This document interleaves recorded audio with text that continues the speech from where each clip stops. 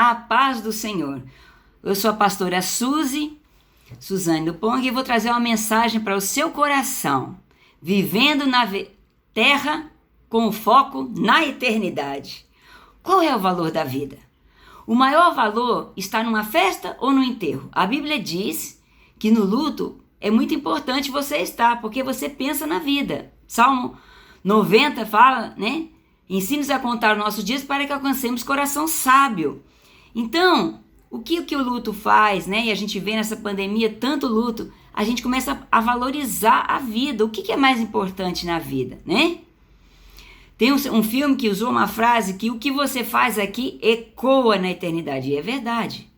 E tudo que você faz tem proporções eternas, né? No que você mais pensa? No que você mais investe a sua vida? Tanto a sua vida terrena como a sua vida espiritual. Mateus 16, 25 diz a frase mais importante que você não deve esquecer. Verso da Bíblia. Deus para você, porque aquele que quiser salvar a sua vida, perdê-la-á. E quem perder a sua vida por causa de mim, achá-la-á. O que quer dizer isso? Salvar a sua vida aqui significa colocar em primeiro lugar os seus interesses. Não é que Deus não quer que você faça interesse nenhum. É que os prioridades são os interesses dele para a sua vida, não os seus, né? Porque você tem que achar o sentido da vida. E o sentido da vida é viver o que Deus quer para você. O que é mais importante na sua vida hoje? Dr. Shedd disse uma mensagem chamada A Coisa Mais Importante do Mundo, que na verdade era descobrir qual é a missão que Deus tem para a sua vida como cristão aqui na Terra. Deus tem para cada pessoa uma missão. E dentro dessa missão, obras que ele vai fazer. E um dia você vai chegar diante do trono de Deus e o Senhor vai na presença dele, ele vai perguntar o que você fez com a missão que ele te deu. Que obras você fez dentro da missão que ele te deu. Aí você pode dizer, mas eu nem sabia qual era a minha missão. Aí o Senhor pode perguntar, mas por que você não procurou saber a minha vontade? E quando você soube qual era a minha vontade, você renunciou o que tinha que renunciar para cumpri-la? É aí que é perder a vida para achar. Porque você renuncia a sua vontade para fazer a vontade de Deus. Efésios 2, 10 responde a grande pergunta existencial. Por que eu existo? Porque somos, Efésios 2:10, porque somos criação de Deus, realizados em Cristo Jesus, para fazermos boas obras, as quais Deus de antemão preparou para que as praticarmos. Então, logo, Deus preparou, antes de você nascer, boas obras para você fazer. Portanto, ele tem boas obras e missão para a sua vida. Bíblia diz, Mateus 6,33, buscai primeiro o reino de Deus e a sua justiça, e todas as coisas vos serão acrescentadas. Será que ser certinho, fazer tudo certo, ser religioso é suficiente? O jovem rico, ele fazia tudo certinho, obedecia a todos os mandamentos, mas quando Deus pediu para ele renunciar à riqueza para dar para os pobres, como a riqueza para aquele jovem era uma idolatria, ele não pôde fazer. Então eu pergunto para você, tem alguma coisa ou mais de uma que é idolatria hoje no seu coração? Está tomando o lugar de Deus? Avalia, Mateus 6:21. Pois onde estiver o seu tesouro, aí está também o seu coração. Onde você investe mais tempo, mais amor, o que você pensa desde que você acorda, o que você mais pensa, onde você investe mais dinheiro, é onde está o teu coração. Aquilo ali é a tua prioridade, não é Deus. Às vezes é. Então começa a avaliar qual é as prioridades. Volta à intimidade do primeiro amor. Dita lá, né? Em Apocalipse, a nossa intimidade com Deus, ela não pode ser a intimidade da irmã na fé que é cheia do poder, que ela ora e Deus acontece. Não. Dos profetas da Bíblia. Não, é a sua intimidade com Deus que Deus está pedindo. Moisés falava face a face com Deus. Josué demorou um pouco. Depois que Moisés subiu, ele falava face a face com Deus também. E ele podia ouvir. Por isso que quando Moisés pediu para não matar, não era qualquer pessoa que estava pedindo. Era uma pessoa que tinha crédito com Deus. Quando Estevão orou para que Deus não imputasse pecados em Paulo, Deus salvou Saulo e virou Paulo o maior ganhador de almas, né? Josué orou e um dia parou, irmãos. Você vê que com o poder da oração, você dobrar os joelhos e Deus ouvia a sua oração, não é? Você viu Elias diante dos profetas de Baal, né? Desceu fogo do céu, consumiu o altar, todo ele molhado, poder da oração. Em Tiago 5, 16 e 18 fala o seguinte: a oração de um justo tem grande poder e produz grandes resultados. Elias era humano como nós e, no entanto, quando ele orou insistentemente para que não caísse chuva, não choveu durante 3 anos e meio. Então ele orou outra vez e o céu enviou chuva e a terra começou a produzir suas colheitas. Você vê que maravilha, né? Não se embarace com as coisas dessa terra. Deus não falou que você não pode cuidar das coisas dessa terra. Ele falou para você não se embaraçar, não se apegar. 2 Timóteo 2, 4 e 5. Ninguém que milita se embarace com negócios dessa vida, a fim de agradar aquele que o alistou para a guerra, que é o Senhor. E se alguém também milita, não é coroado se não militar legitimamente. Nossa, isso é forte. Deus quer que você lute legitimamente nessa guerra espiritual. 2 Coríntios 4, 18 diz: não atentando nas coisas que se veem. A gente é muito com as coisas que se veem, mas nas que não se veem, porque as que se veem são temporais e as que não se veem são eternas. Qual é o propósito da nossa existência? E quem é que vai para a eternidade de verdade? Mateus 5,16. Assim resplandeça a vossa luz diante dos homens, para que as vossas boas obras glorifiquem ao Pai que está nos céus. Portanto, é para isso que nós existimos, para glorificar a Deus através das boas obras que Ele nos deu a cada um para fazer, na missão que Deus deu a cada um individualmente. A parábola fala das bodas do Cordeiro e fala de quem vai entrar para as bodas do Cordeiro e de quem não vai entrar. A parábola está em Lucas 14, de 15 a 23 e também é citada em Mateus 22, de 1 a 14. Eu vou ler uma parte. Jesus respondeu e disse sobre essa parábola: certo homem estava preparando um grande banquete, convidou muitas pessoas. Na hora de convidar, enviou o seu servo para dizer aos que havia convidado: venham, pois tudo já está pronto. Mas eles começaram, como às vezes a gente pode estar fazendo ou já fez, um por um a apresentar desculpas.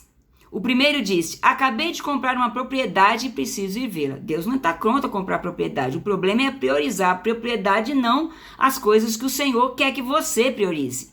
Amém? Então, veja bem.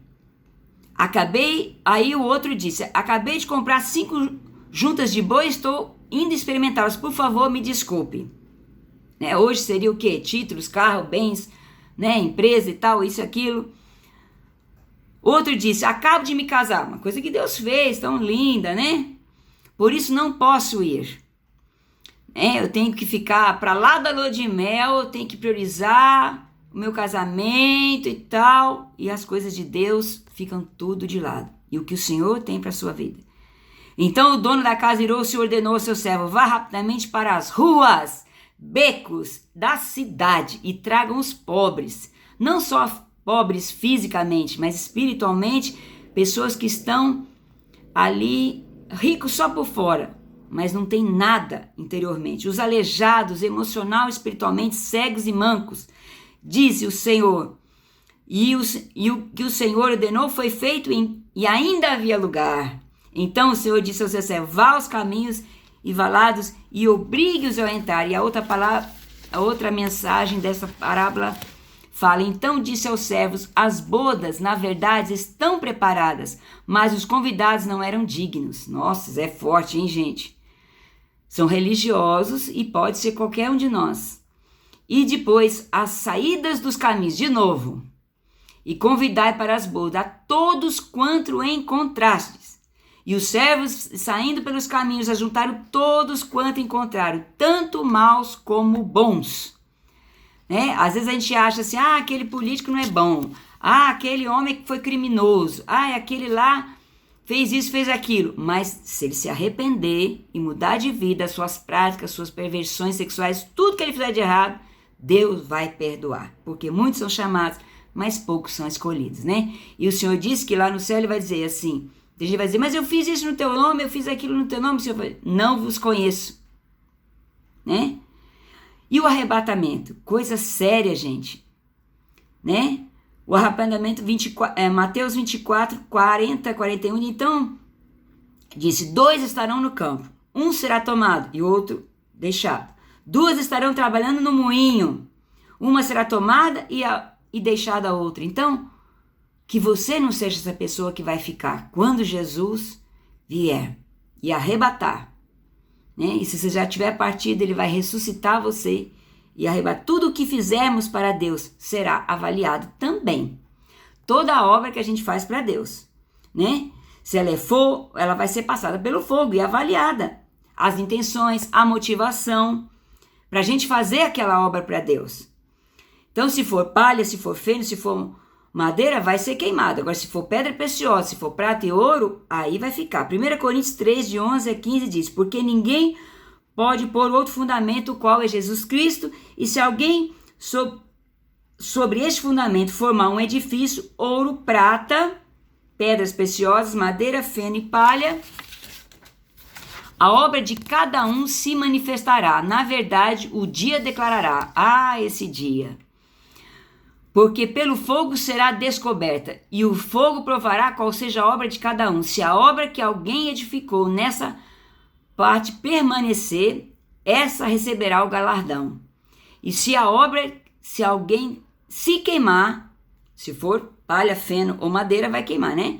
Sofrerá detrimento, mas o tal será salvo, todavia pelo fogo.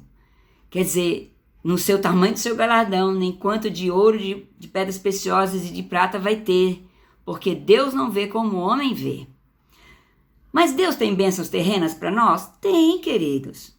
A Bíblia diz que quando você agrada do Senhor, agrada-te do Senhor, e Ele satisfará os desejos do seu coração, porque o seu coração vai estar agradando o Senhor, então você não vai desejar nada de errado, nada que não seja vontade de Deus desejada para a sua vida. E as bênçãos, a Bíblia diz que elas correm atrás de nós. Não é a gente que é atrás das bênçãos. Tem que estar correndo atrás de esposa, de marido, correndo atrás do prejuízo, correndo atrás... Não, você vai fazer os seus esforços naquilo que Deus mandou você fazer, mas as bênçãos vão correr atrás de você. E concluindo, viver como se fosse o último dia da sua existência, como se você fosse ver aquela pessoa pela última vez, como diz uma música, né? E um livro best-seller muito bonito, que você deve comprar e ler. Ele é baseado numa história que fizeram, inclusive, um filme de 2 homens que têm 30 dias para viver e eles têm uma listinha de coisas que eles querem fazer para não morrer com arrependimento. 1 mês para viver, 30 dias sem arrependimento. Nesse livro, ele dá alguns destaques que eu quero destacar para você. Vivendo apaixonadamente e completamente. Você está vivendo assim a vida? Outro item, nas profundezas do perdão. Às vezes a gente tem que descer a sonda no perdão. Amém? Revelando o íntimo do coração. Chegar a uma unidade. Como é difícil, porque a diversidade é natural. Unidade não é pensar igual, mas é juntar as diferenças, né? Resolvendo os conflitos. Você quer ir para o céu sem ter resolvido os conflitos aqui na terra, parando as arestas dos relacionamentos, mudando de dentro para fora, que nem Jacó que lutou ali com Jesus, né? O anjo do Senhor no Val do Jaboque, não te legarei enquanto tu não me abençoares. Ele queria mudança de caráter, né? Você tem um capítulo muito interessante, agradecendo pessoas importantes, enquanto elas estão vivas, não quando elas morrerem, vai lá no velório falar o quanto elas foram boas. Não, enquanto elas estão vivas, agradeça. Então, nesses 30 dias, cada dia tem uma tarefa, né? Porque a pessoa iria morrer, mas você pode fazer o livro, que a proposta do livro ganhou best-seller, porque você pode fazer aquele livro sem saber que vai morrer, dando um novo significado à sua vida, né? Vivendo um milagre, criando, deixando um legado lindo para muitas pessoas, sua família, para a cidade, para o mundo, fazendo a diferença no mundo, fazendo a história de Deus na terra. Jesus é o caminho, a verdade e a vida. Jesus é o caminho. Não busque nesta vida atalhos.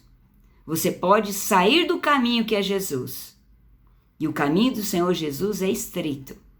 O caminho que leva à perdição é largo, mas o caminho do Senhor é estreito. E vai ser uma grande surpresa no final. No livro Peregrino, que você deve ler, um dos mais lidos depois da Bíblia, falava-se que depois ele virou cristão, né, o Peregrino, porque ele largou seus pecados na cruz, não ficou carregando a culpa. Mas ele passou pelo pântano do desânimo, ele ouviu, né, a conversa fiada do sábio segundo o mundo, ele encontrou um consagradinho lá, fiel até a morte, e assim um monte de coisa linda. Leia o livro que vai fazer muito bem a sua vida. E concluindo a nossa palavra, eu quero dizer a você, 2 Coríntios 4,18, assim fitamos os olhos não naquilo que se vê, mas no que não se vê, pois o que se vê é transitório, como nós já falamos, mas abusamos a outra palavra, mas o que não se vê é eterno. E o último versículo, Colossenses 3:1, buscar as coisas que são do alto. Mantenha o pensamento nas coisas que são do alto, e não nas que são da terra, em tudo que é justo, em tudo que é honesto, em tudo que é puro, em tudo que é bom, né? Primeiro, a tua mente está direto ligada com Deus. Então, dificilmente você vai errar nas decisões, porque você vai estar ligado com Deus. Uma vida ligada com Deus não se compara a outra. E eu gostaria de que o que você vai fazer?